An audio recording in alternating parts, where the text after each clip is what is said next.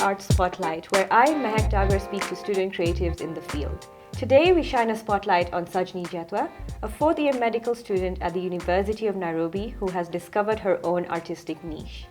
Thank you so much, Sajni, for joining us today. I would like you to begin by giving us a little bit of an introduction about yourself. I'm Sajni Jethwa. I study medicine at University of Nairobi and I'm currently a fourth year, aspiring doctor, soon to be, and I have a passion for creative arts and what the digital world has to offer. I also love doing community service, charity drives, and engage in several medical camps. Thank you so much. That's such a lovely introduction. So I think we can dive into the artistic field that you're in. Yeah. So how did you discover your love for art? So my love for art essentially began ever since I found out what art was. This was in school when I was in grade 7, and the art teacher would often give us assignments or homeworks. And one day he gave us an assignment of coming up with an abstract artwork with numbers. And I thought to myself, how can one make an artwork with just numbers? And I really dug into my creativity at that point, and I realized that art has so much scope. Like, it has no limitations in the way you think and the way you draw. And for me, art was not just colors or paint or a piece of paper. It was me expressing my emotions into color or into artwork that I could only project. So my love really grew when I found out that it's a way of expressing yourself, and more than expressing, it's a way of therapy. It's more therapeutic to draw out feelings and emotions that can't be put into words. And the beauty is that art can be interpreted in so many ways. It's not just restricted to one. One can find the number 6, another can find the number 9. There's so many different ways to interpret something. So yeah, that was it. That's such a beautiful answer. Thank wow. you. I never thought of it that way, but really beautiful answer. So you use your art to create, or I would say capture moments for other people, right? Yes. When did it strike you that that is something that you could do with your art? So essentially, when I was in school, I would only do art for myself. Even when I started university, I would draw art, make canvases, home paintings. My mom would always tell me, why don't you draw flowers to put as wall decor? And I started putting my art into canvases as well. And then one day my friends started to give me positive feedback that, oh, you should start selling these. And I would get commission requests from friends, family, and acquaintances. And that's when it really expounded my scope for art, that I can do so much more than keeping it to myself when there's people out there who are looking for such similar stuff. And it began with me making handmade cards, and then eventually going on to make illustration, photo frames. But it's more about drawing it onto a canvas, someone else's imagination, and putting it into an idea that they can have at their place. So it was essentially the positive feedback that drew me into diverting it outside. Thank you so much. So now that we've discussed, like how you got into it and everything, what sparked then the idea of Urban Brush itself? Because Urban Brush is so unique. How did that come about? So Urban Brush is my Instagram page where I display all my artwork, all the designs I've done in the past, and all that I continue to do.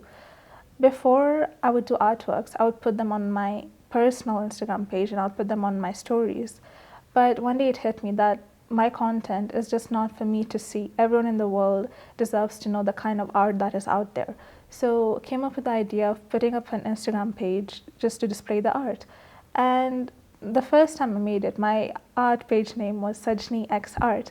And then months flew by and I was like, this is a bit basic. It does need a creative name. So I thought to myself, what is my art about? And came up with the idea that I want my art to be something that's unique, something that's captive, something that's new. And the word urban describes that for me. And I started my art journey with a brush, so the Urban Brush. Oh, that's so lovely. I love to know the backstory of that, actually. That's really Yeah. cute. So I understand that Urban Brush now brings you a lot of projects that you have to do, right? In terms of making wedding invites, the posters that you make, the cardboard posters that you make to put outside for displays. Yes. How do you balance all that while being a fourth-year med student who's on rotation? Right. So balancing requires a lot of time management, I've understood. But more than balancing, art for me is something that I use as therapy to take my mind off.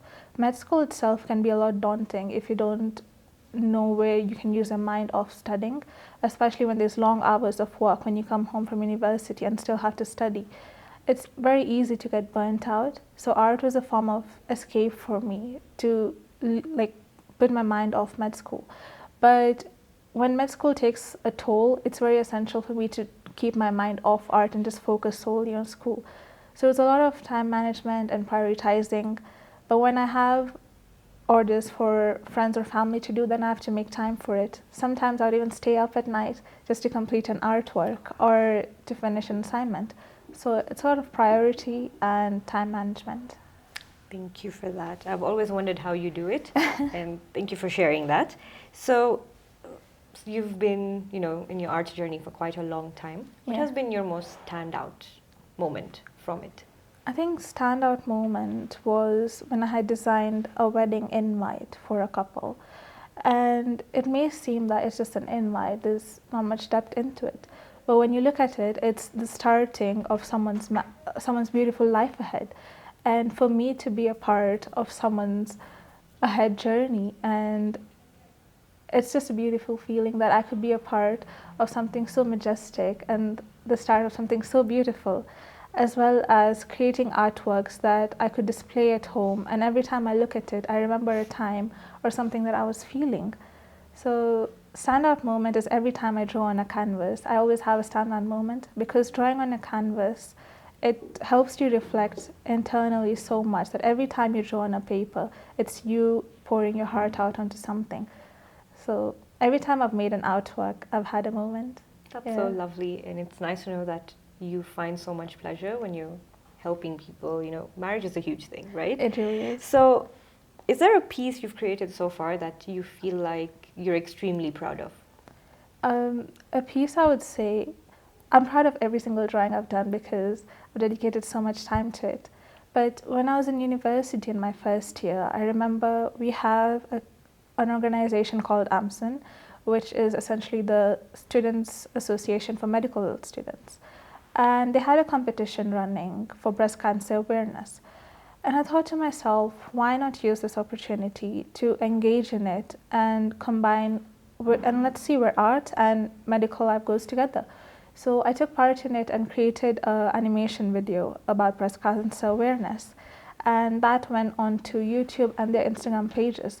And it was so elating to see how much people are made aware just through digital world. And the creativity of art, it has no bound itself. So for me to see that creating awareness about something that not many people do know about, I could help with that. So I think that was one of the biggest moments I understood that my art is not just limited to a piece of paper, but it can be helped out in so many ways. Oh, that's really lovely. So are there any art mediums? Okay, I understand art has different mediums. Right. What is your predominant, medium of choice, and what mediums do you use? So art has several mediums. I was taught this in school at least. The first medium that we were encountered is there are different types of colors that we can use. Obviously, color pencils are the basic ones. And then we have different types of paints, like acrylic paints, oil paints, watercolor paints. And there's pastel colors as well, oil pastels, color pastels. Then when you dive into the digital side of it, I predominantly use digital artwork now. So I use the app Procreate to do my digital artwork. And there's several apps available like Adobe, etc.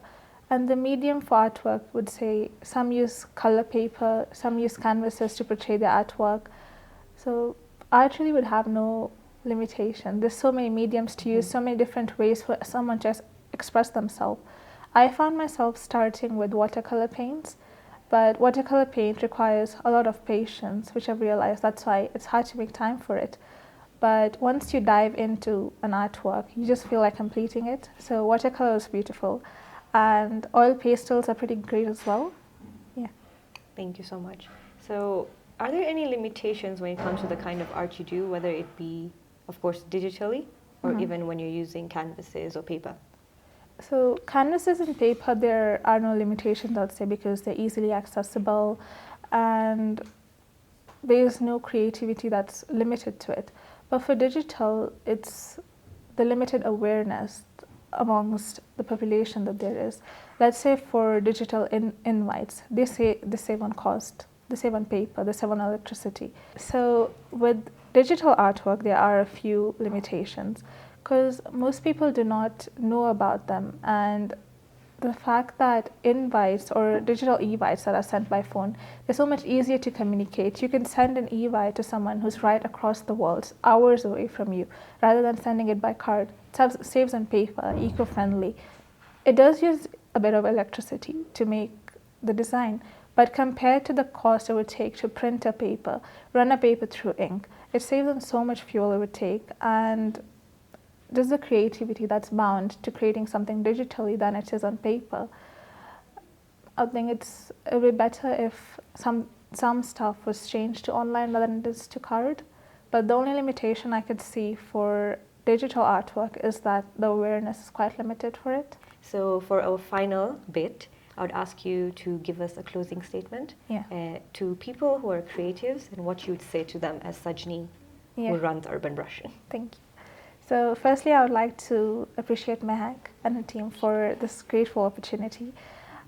But I would say to everyone who's watching this, that art is not limited to what you see. It's more about what you think, what you feel, and what you imagine when you look at an artwork. It's someone's hard work, someone's imagination that you're looking into. And the way you can interpret art is so vast that it's more about how you feel internally when you visualize something, when you look at it, the colors, the vibrancy of it. And art is more therapeutic than it is work for me, and I absolutely love doing the work I do.